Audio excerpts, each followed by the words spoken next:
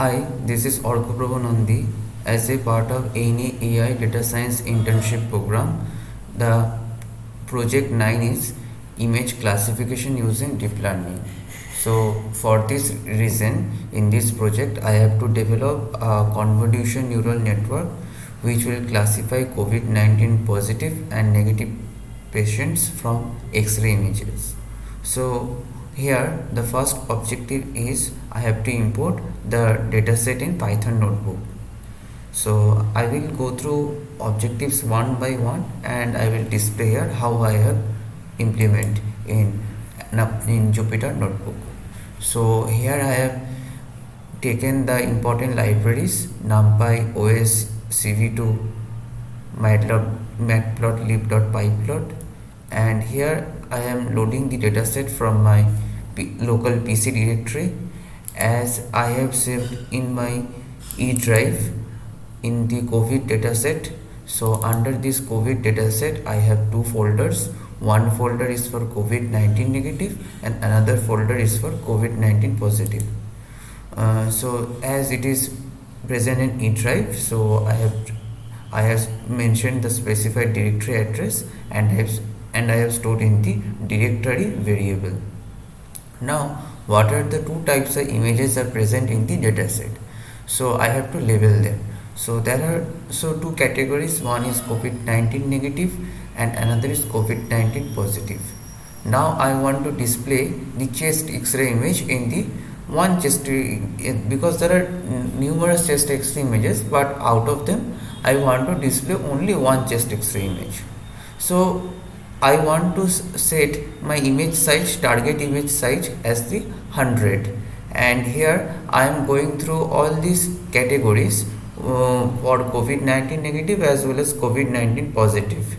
And what I am doing in this path variable here, with the help of this OS package, OS function .path.join, here I am labeling excuse me, what are the X-ray images that are sorry, the X-ray images that are COVID-19 negative. I am labeling those images with this category COVID-19 negative, and the X-ray images present in the directory COVID-19 positive, I will label them as COVID-19 positive. So for that reason I am joining these two variables, directory and categories. Now my for loop will go through this path variable, and there it will take one by one image. And what this label variable does, label variable will do COVID-19 label variable will label, instead of taking COVID-19 negative and COVID-19 positive, these are basically string variables. So my convolution neural network, they deal with basically numbers. So for this reason these are string categorical variables present in the string format. So if I want to convert them into numbers, so if I want to label COVID-19 negative as 0 and COVID-19 positive as 1, I will use this index function which is present in the categories, and it will convert each category to 0 and another category to 1. So as there are two categories, so it will convert one category to 0 and another category to 1, like how the way the two names are present in this categories list, right? So now I am creating a new array where I am mentioning the image path, where I am mentioning the image path, and here I am converting the image to grayscale. Why I am converting the images to grayscale? Because for faster computation, because I can usually, these images are basically 3x3 RGB scale image, so it takes a lot of time in processing for the computer. So for instead of taking these three channels, red, green and blue, I am converting them to grayscale, so that is in single scale, one scale, and it will be helpful for computer for faster computation. And after that I am creating a new array, and here with the help of resize function I am converting the image to this 100 cross 100, and here I am displaying the image. So here one chest X-ray image has been displayed, right? Now I have taken the same function, and what I want to do, sometimes it happens while taking images from the data set there are corrupted images. So it is not usually, if the algorithm gets trained on the corrupted images, our whole algorithm will fail on the test data set, and it will get wrong accuracy, everything.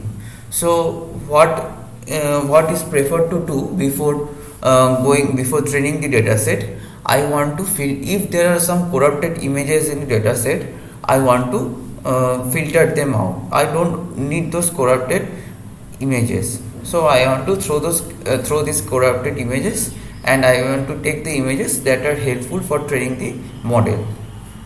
So for that reason I have created an empty list named data, and I am going through each of these categories one by one for category in categories. And same thing, I am joining the directory, two variables, directory and category, with the help of path.join function in OS. And my for loop will go through each of the images present in this newly developed paths variable, and same thing, it is getting the image path and labeling the categories, each of these categories, and ultimately converting all the images to the grayscale. And here I am resizing the image, and if this is an image, then it will add this image to this new array function. And if the image is not a corrupted image, then it doesn't go to the try block, it will execute this except block and will print this, yes, this image is corrupted. So it will take some time to execute this function, because it will go through all the images in the dataset and will check whether it is corrupted or not, and if it's not corrupted, it will append into the new array list, and otherwise it will print and it will execute the except block and will print that yes, it is a corrupted image. So I have run this function, but I have not find any result that I did not find any result that it is telling that the image is corrupted. So I can say my dataset is safe or good. So here I am, what I am doing now, I want to go into the training process. So here I have created again two empty lists, one name as X and another is Y, and basically I want to separate the feature and this target variable. Feature is stored in X and target is stored in Y. So it will, in this data, in this new data, it will go to the features comma label, because there are features mean there are images, and label is the name of the image, label. So in the X list I will append the features, and in the Y list I will append all the labels. Now I have converted all these lists into NumPy array, because it is because I will take the use of TensorFlow later on in developing the convolution neural network model, and TensorFlow usually deals with the NumPy arrays. So it is preferable to convert the lists into NumPy arrays. And after converting with the np NumPy function, I am displaying the features dataset shape, and it can be found that there are 1726 images, and each images are of size 100 cross 100. And I am importing the pickle function. Now what I want to do, if I want to save this feature and the target variable in my local PC or local computer, I want to use this pickle module, and pickle.dump x comma open. Here I am saving this file as file in the features file in the name of x.pickle, and wb write binary, because I am saving a file in a certain folder or directory. So it means that I am kind of writing in directory, and I am saving only in the binary format. Binary means in either in zeros or ones. And see, here I am also saving this target variable labels, that is y.pkl, in the right binary format because I am saving in my directory. So wb again, and you can find this x.pkl and y.pkl in my directory. This is my local PC directory, x.pkl, y.pkl. Right, x.pkl is of size 7.3 MB as they contain images, and y.pkl as usually it contains labels, so it will be in the size of kilobytes. Right, now it is the training part. So again I have taken all these features part by using the pkl.load_open function, and here I am taking read binary function because I have written them and I want to extract those files in this Jupyter notebook. So basically I want to read those files in this notebook. So then it comes RB format, read binary format, and for Y again I mentioned the file name and RB format. Now here I have taken this Y value and I found that the Y has the values in zeros or ones. Now here I am normalizing the images. So normalizing, why normalizing is done? Because in grayscale image each pixel have the values from 0 to 255. So suppose each pixel, some pixel has 0, some pixel has value 30, another pixel has value 60, and another pixel value has 200. So what means that if we have different pixel values, so there will be some variation, and our convolution neural network model is not preferred to take that variation and train those images, and will have a good training accuracy value. So it is preferable mostly in machine learning and deep learning to normalize those images. What normalization will do, will convert each of the images, each of the pixel value of the images, or I want to say each of the feature value in the images to in a certain range between 0 and 1. So if I convert the feature value of each of the images in the range 0 to 1, so what happens that all pixels will have a value in between that range, and it will be easier for our proposed CNN model to easily train those images and have a good accuracy value, and it will take lesser time, or it will have efficient computation. Now usually I am receiving the data for convolution neural network, and here I have specified each of the feature size, that is 100 cross 1 and minus 1 comma 1, because I want to receive the dataset. And here I have taken this TensorFlow library as TF, and I have usually taken the Keras module importing from TensorFlow, and from this Keras modules I have importing the sequential, dense, convolution, flatten, dropout, activation, and max pooling to the all these layers. And actually I want to develop a sequential convolution neural network, so I have usually called this class. I have created a class, I have created an object of sequential class, that is model, and here I am adding convolution to the layer. In first layer I have taken 64 neurons, and their filters are of 3,3 size, and I have used activation function as ReLU, and it is followed by max pooling layer 2,2. Basically why I am taking max pooling layer, because in 64 3,3 I will have a certain number of parameters, and I want to take in that image I want to take only the maximum part of the image, and I want to filter out which are less than maximum part. So what it does, it will reduce your number of parameters from the first layer, and it will helpful, and it will be usually reliable for the other layers following after that, will be easier to train the images. And in the second convolution layer I have added 32 neurons with 3 cross 3 matrix size, and again I have used ReLU activation function, and again I am using the max pooling layer, which will reduce the size of the image from the second layer. And after that I am flattening the image to one dimensional array, because our dense layer network always takes the images or always used to take the array values of one dimension. So for our dense neural network input, I am flattening all the images to one dimensional array by using the flatten function.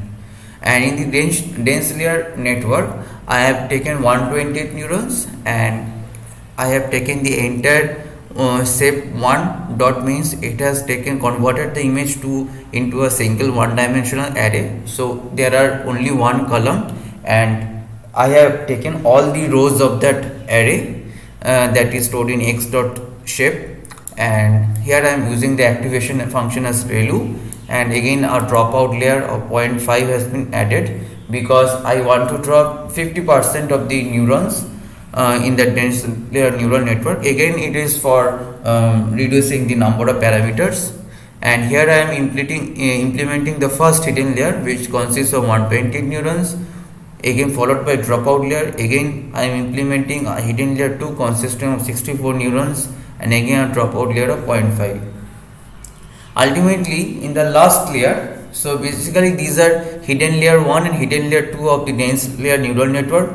This is our input layer of the DNN, and these are the two convolution layers that I have implemented. And after all, there is a output layer of the dense layer neural network. So for that reason, here I want to design our model so it can predict two classes, whether it is in either in class 0 or it is in class 1. So basically there are two classes. One is class 0 for COVID-19 negative and class 1 for COVID-19 positive. So it is a two class, that is binary classification problem. So I have mentioned model.add dense in bracket 2 comma activation. I am using the softmax activation function. You can use sigmoid function, but I am using softmax function. Okay. Now from that scale-out model._selection, I am importing train test split, and here I am splitting the dataset by taking only the 10% of dataset in the test dataset, and here I am splitting the intent dataset, and I am using the optimizer as Adam.